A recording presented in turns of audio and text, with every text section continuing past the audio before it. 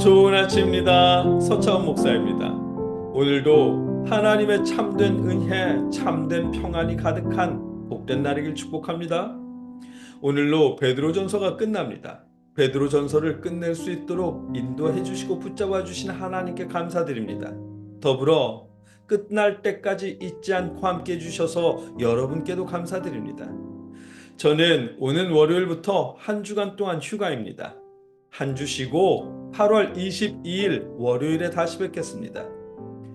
어제 말씀에서는 주를 믿는 사람들은 고난을 받기 전부터 이미 부르심을 입었고 영원한 영광에 들어가게 하셨다고 말씀하셨습니다. 그렇기에 신앙인이 겪는 고난은 잠깐이고 그 고난에도 믿음을 지키는 자들의 영광은 영원하다고 말씀하셨습니다.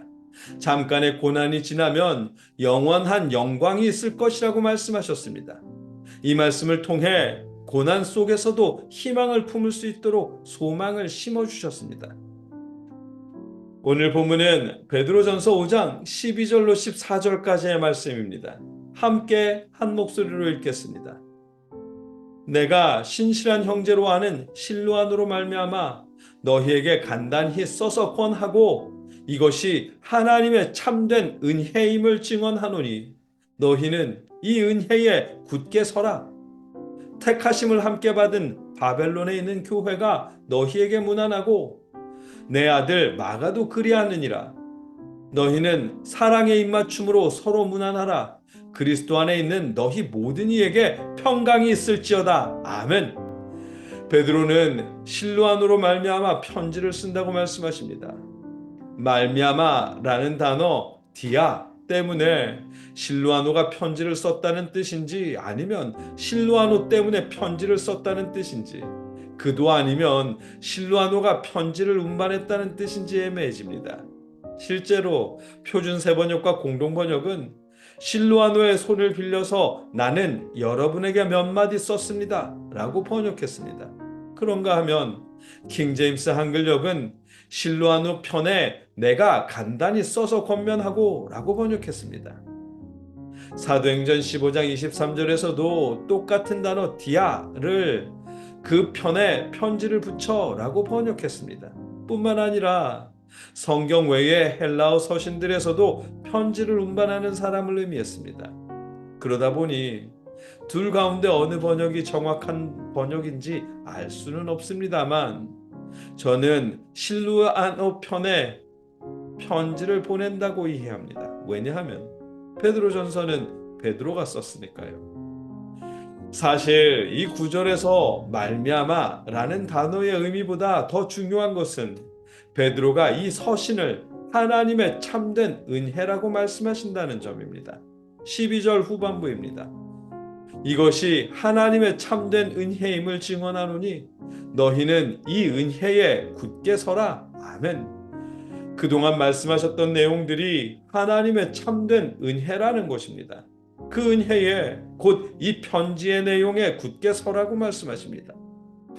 그동안의 베드로전서의 내용을 떠올려 보면 이방인이었던 과거로 돌아가지 말고 하나님의 자녀로 분명하게 구분되라는 말씀, 세례를 받았으면 세례받은 자로 정체성을 지키라는 말씀, 정체성을 지키느라 박해를 받더라도 선으로 이겨내라는 말씀, 박해 속에서도 믿음을 지키라는 말씀, 영원처럼 느껴지는 그 고통의 시간을 순간이라고 말씀하시고 영원한 영광이 예비되었다는 말씀을 하셨습니다.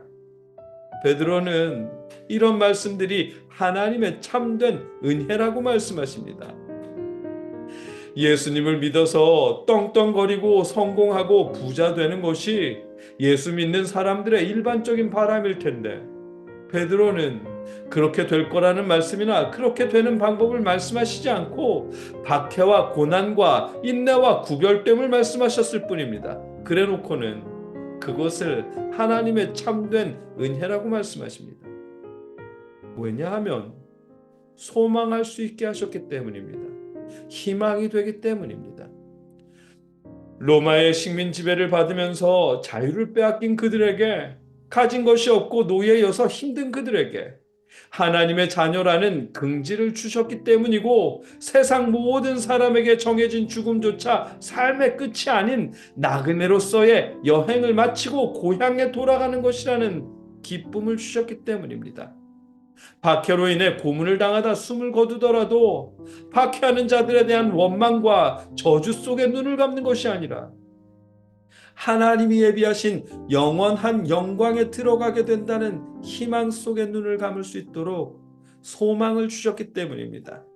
그래서 베드로전서는 하나님의 참된 은혜가 되는 것입니다. 베드로는 평안의 인사를 끝으로 편지를 마무리합니다. 14절입니다. 너희는 사랑의 입맞춤으로 서로 문안하라. 그리스도 안에 있는 너희 모든 이에게 평강이 있을지어다. 아멘. 그들이 비록 박해 속에 놓여 있고 마귀가 삼키기 위해 배고픈 사자처럼 어슬렁거리고 있지만 그런 상황에서도 하나님의 평강이 있기를 축복하고 있습니다. 어려운 상황에서도 평강이 있을 수 있는 이유는 앞서 말한 것처럼 하나님의 나라를 소망할 수 있기 때문입니다. 박해를 받다가 비블리스처럼 될지라도 그것이 끝이 아님을 알기에 그 후에는 영원한 영광이 있음을 믿기에 평강할 수 있는 것입니다. 그래서 베드로전서의 말씀은 더욱 하나님의 참된 은혜가 되는 것입니다. 하나님의 참된 은혜 가운데 평강이 가득하기를 기원하며 베드로전서가 끝났습니다. 베드로전서를 읽으며 참 많은 것을 느꼈습니다. 믿음이 주는 유익이 무엇인지, 힘겨운 세상을 사시다가 돌아가시는 분들에게 하나님의 은혜가 무엇일지 조금은 깨닫게 되었습니다. 그것은 삶의 외적인 부유함이 아니라 내면의 부유함인 것을 알게 되었습니다.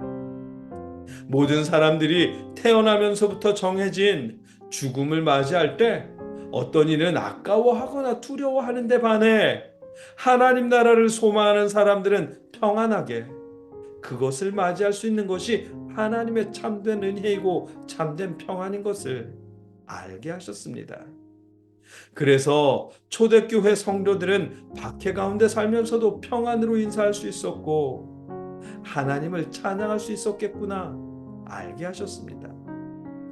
그것이 참된 은혜요 참된 평안이며 믿음이 주는 유익인 것을 하나님께서 깨닫게 하셨습니다. 여러분, 우리 시대는 비록 삶이 녹록하지 않고 어두운 소식들만 들리는 때이지만 베드로전서 시대처럼 처참하고 어려운 시대는 아닙니다. 그러니 여러분, 하나님을 바라보며 힘내십시오. 하나님의 약속을 믿으며 하나님 나라의 영광을 소망하십시오.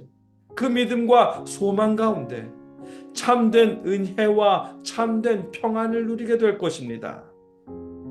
여러분과 제가 하나님을 믿고 하나님의 나라를 소망하며 참된 은혜와 참된 평안 가운데 힘내어 살아갈 수 있게 하시기를 주님의 이름으로 축복합니다.